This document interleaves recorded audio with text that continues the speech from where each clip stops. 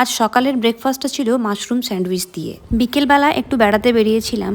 Actually এটা বলা ভুল হবে যে বেড়াতে বেরিয়েছিলাম, এটা বরং বলা ভালো হবে যে প্রকৃতি দেখতে বেরিয়েছিলাম। বিকেলে একদম পারফেক্ট টাইমে বেরিয়েছি, মানে সূর্যটা অস্ত যাবে ঠিক সেই সময়ে।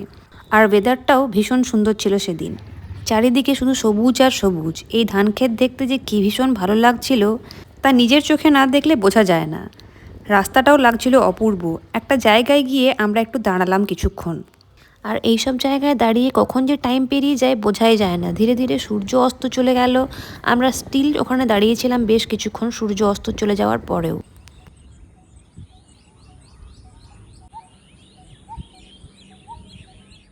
আর রাত্রে বাড়ি ফিরে এসে বানানো হয়েছিল বিরিয়ানি। এই বিরিয়ানিটা কিন্তু অপূর্ব খেতে হয়েছিল। নিচের তলাটা একটু লেগে গেছিলো, কিন্তু ওই পোড়া পোড়া ভাব যেটা থাকে সেরকম বিরিয়ানি খেতে কিন্তু আমার ভীষণ ভালো লাগে।